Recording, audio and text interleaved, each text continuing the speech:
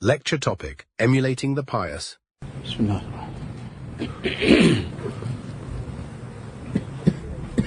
Musa alayhi salatu wasalam. Allah Ta'ala commanded him to go and give Fir'aun dawat. So Allah gave him a mu'jiza and a miracle as well. And he came and he threw down the staff that he had, that stick, it turned into a serpent. So Fir'aun saw this and he said, "This is magic." So he gathered all the magicians to come and oppose Musa alayhi salatu wasalam. The magicians came with this objective. They came to oppose a Nabi of Allah Ta'ala. But then the incident, which is in the Quran Sharif as well, that as soon as they threw down all their strings and tried to mesmerize people, made it look like it was snakes, Musa alayhi salam threw down the staff, became a huge serpent, and it swallowed up all these things. So they realized what we have is all just trying to deceive people. This is not that deception. This is something beyond what we can even imagine. This is a miracle.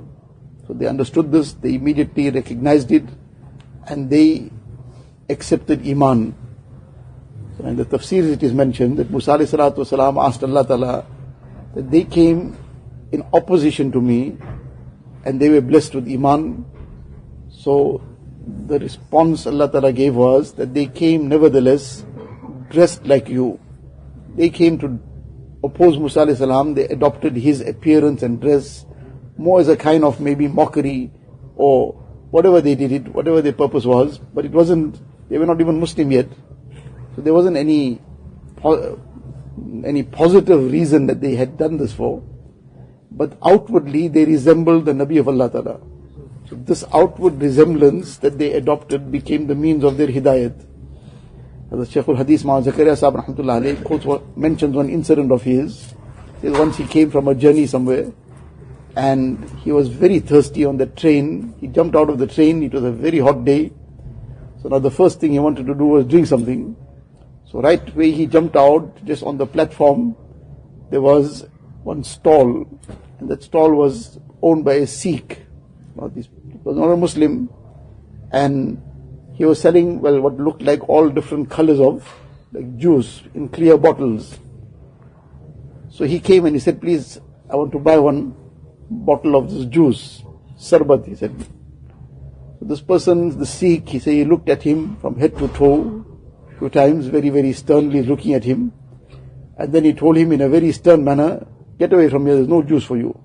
Sharbat, no sharbat for you." He said, I became upset. I want to buy from him. I'm not telling him to give me for free. And he blankly refused. He looked at me from head to toe 2-3 times. And then he shut me off. But in any case, I kept quiet. And I just moved off from there. So then he came out of the station. Somebody had come to fetch him. So he jumped into the car with the person. When he jumped in the car, he was still very thirsty. So he's telling him that I wanted to buy this one bottle of this juice from the person there, the Sikh. But this person seems to be a very staunch Sikh. He refused to even sell me one bottle. So the person who had come to fetch Hazrat, he was aware of this whole scene and this particular stall that he's talking about. That's not any juice. That's a Sikh. What he's selling is homemade alcoholic, some mixtures in all different colors. It's looking like juice, but that's all alcohol. And therefore he looked at you and he realized this person is making a mistake. He's not realizing what this is. So he refused to sell it to you on that basis. Hazrat said, "Inna lillah," what Allah Ta'ala saved me. Had I taken one drop of that, what a disaster that would have been.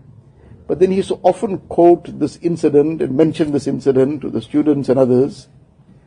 And in his tawazu he used to say that I merely had the appearance of the muttaqeen. I merely had the appearance of people of taqwa, people who are Allah wala. That appearance saved me.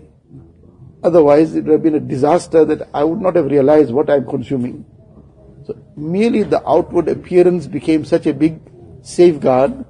So he used to mention this incident and highlight that, look, come what may, don't ever adopt the appearance of fusaq, of sinners, their kind of style of dressing, their manner of conducting themselves. Always adopt the manner and the appearance and the way of the pious people. Just that outward emulation also is a very big safety. That too will save a person from numerous things. No person who's got a little bit of shame also, small bit of shame, he'll wear his topi, his kurta, and walk into a place of haram.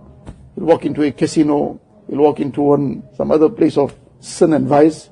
If he's got a little bit shame, he's got no shame at all, he's completely shameless, that's a different matter. But he's got a little bit of shame also, that too, it won't, if he by chance was passing somewhere, got tempted, but now he is conscious of what he's wearing, he won't be able to go in such a place.